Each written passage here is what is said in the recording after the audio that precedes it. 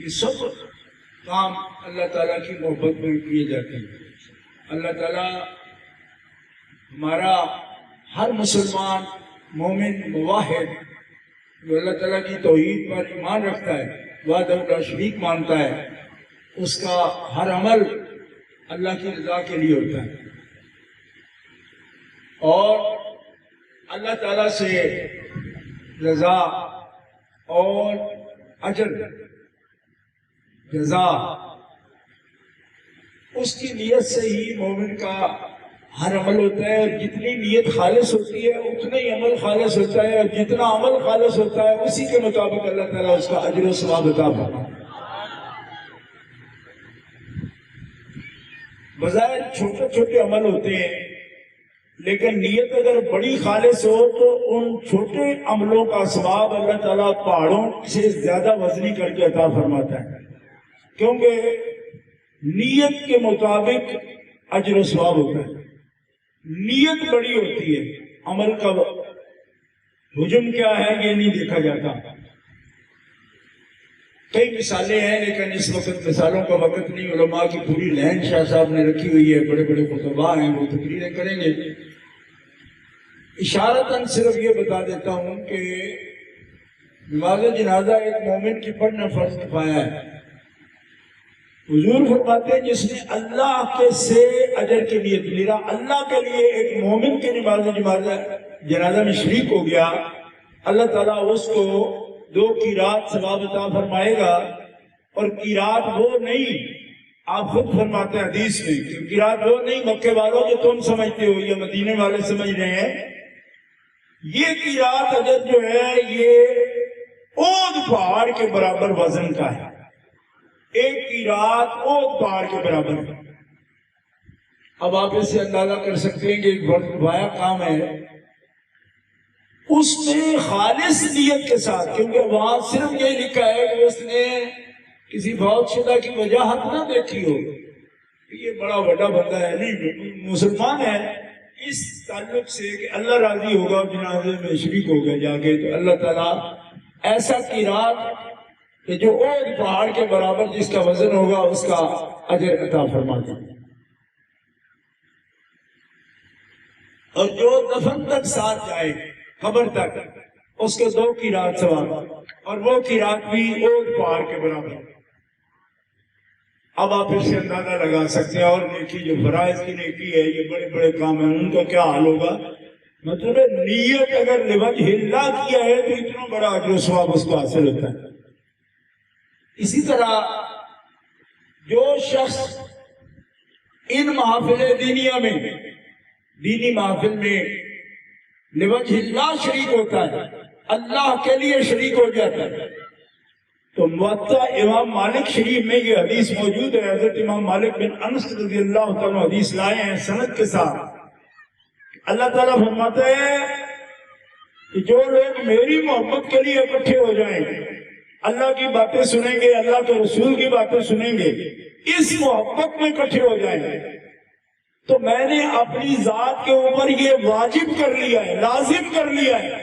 حالانکہ پوری دنیا اللہ پر کچھ واجب نہیں کر سکتی، اللہ پر واجب ہے ہی کوئی نہیں، لیکن اللہ کہتا ہے میں نے خود پر خود واجب کر لیا ہے کہ جو میری محبت میں اکٹھے ہو جائیں میں ان کے سینے اپنی محبت سے روشن فرما دیتا ہوں۔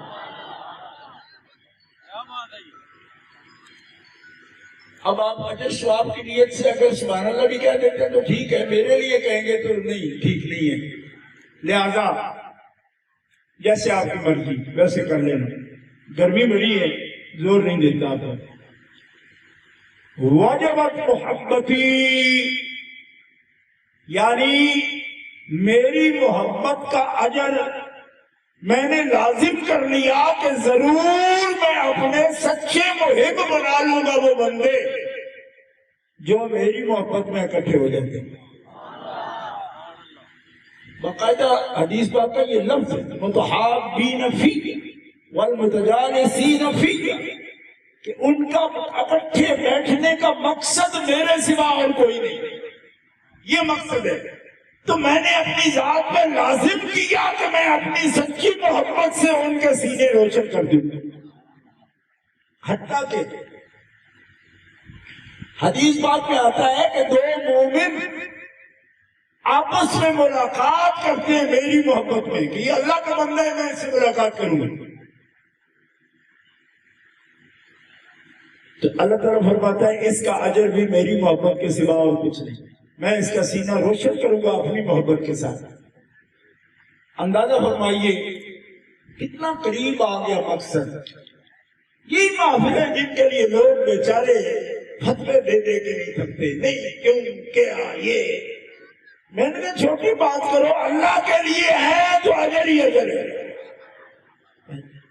اور کسی اور کے لیے ہے تو پھر اجر اللہ کے ذمے نہیں ہے، پھر اس کے ذمے ہے جس کے لیے ہے۔ آپ آئے ہیں جی کہ فلاں رانا صاحب آئے ہیں، فلاں چودھری صاحب آئے ہیں، فلاں لیڈر صاحب آئے ہیں، تو پھر دے تمہیں اجر وہ جس کے لیے آئے، اور میرے لیے آیا تو پھر میرے ذمے اللہ فرماتا میں دوں گا، میں دوں گا۔ اور رسول پاک کا فرمان رہ گیا چیکنگ کی بات، چیک کر لو یہ حدیث ہے یہ نہیں، حدیث کی پہلی کتاب ہے موطا امام مالک، امام بخاری سے بھی پہلے موطا امام مالک بنی، موطا شریف امام مالک امام بخاری کی کتاب صحیح بخاری سے بھی پہلے، اس میں یہ حدیث پاک ہے امام مالک کی سند کے ساتھ۔ اس لیے نیت درست ہے تو بیڑے پار ہے، نیت کی بات ہے، اور نیتوں پر باس نہیں کرتے ہم، کوئی بھی شریف آدمی کسی کی نیت پر باس نہیں کرتا، نشاندہی ہم کرتے ہیں لیکن اس پر ہم تان نہیں کرتے، کیونکہ شرافت کا یہ تقاضا ہے کہ جو بات ظاہر کوئی نہ کرے اندر رکھے، آپ نیت کو پکڑ لیں اور پھر نیتوں پر شک کرتے ہوئے آپ کو فتوے ٹھوکتے رہیں، یہ کم از کم کمینگی ضروری۔ نیت بندے کا اور اللہ کا معاملہ ہے، اس میں دوسرا بندہ اس سے زیادہ اگر ٹیوا لگاتا ہے اور اندازے سے بات کرتا ہے تو مجرم ہوتا ہے۔ نیتوں پر شبہ کرنا یہ پہلی بد خصلت ہے جو ہوڑے بندوں کا کام ہے، ہوڑے کے بندوں کا۔ ہوڑے سمجھ کو ہم بھالیے میں ہوڑا کہتے ہیں، بے وزن آدمی ہیں، یہ اس قسم کی بات کرتا ہے، بات زبان سے جو ادا ہو مومن کی، یہ عمل سے بالکل ظاہر ہے۔ میں آپ کے سامنے نشاندہی اس لیے کر رہا ہوں کہ لوگ کہہ دیتے ہیں جنازے پر آئے، ہمارے علاقے میں لوگ کوئی نہ کوئی لفظ بولتے ہیں، ہمارے علاقے میں جو چدرا طبقہ ہے نا وہ جنازے میں شامل ہے تو کوئی لفظ اپنی حاضری کا بولتے ہیں، اور سمجھ سے دیا کرو بڑے زور سے یہ لفظ بولیں گے، تو معلوم ہوتا ہے کہ اتنے زور سے کہنے کی ضرورت نہیں تھی، کیوں کہہ رہا ہے؟ تو پھر عام سمجھ یہ آنے شروع ہو جاتی ہے کہ حاضری نہ لگواتا ہوں، کیونکہ جو بات آہستہ سے بھی ہو سکتی ہے اس کو بہت زور سے کہہ دیتے لوگ، لیکن نہیں، یہ نہ کریں، کوئی ہوتا ہے تو نہ کریں۔ کیوں؟ جس نے اجر دینا ہے نا اوٹ پہاڑ کے برابر، اس کے سامنے اس کی بھی ضرورت ہے، اتنا بھی آپ حاضری کریں، ٹھیک ہے؟ اب یہ محافلیں سادات کرام نے اپنی نیت ظاہر کر دی، نعت کونسل نے اپنی نیت ظاہر کر دی، کیا کہ یہ جلسہ ہے عظمت مصطفیٰ، یہ لکھا ہے نا، ان نیت ظاہر کر دی عظمت مصطفیٰ کا، پھر عظمت اہل بیت کا جلسہ، عظمت اہل بیت کا جلسہ، پھر عظمت صحابہ کرام کا جلسہ۔ سوال یہ ہے ہماری زندگی سے آپ سب لوگ، بھائی میری بات سمجھ رہے ہو نا؟ سوال یہ ہے کہ ہماری زندگی سے ان موضوعات کا کیا تعلق ہے؟ کیونکہ آج کل یہ بھی سوال اٹھایا جاتا ہے کہ بھائی ان کی عظمت ہوگی، فضائل ہوں گے، کمالات ہوں گے، ہمارے پر کیا اثر ہوگا اس کا؟ یعنی لوگ یہ سمجھتے ہیں کہ جب تک آپ کا کرتا نہ چیرا جائے تب تک تقریر آپ کے فائدے کی ہوتی نہیں، یعنی آپ کا گریبان دبوچ لیا جائے، یوں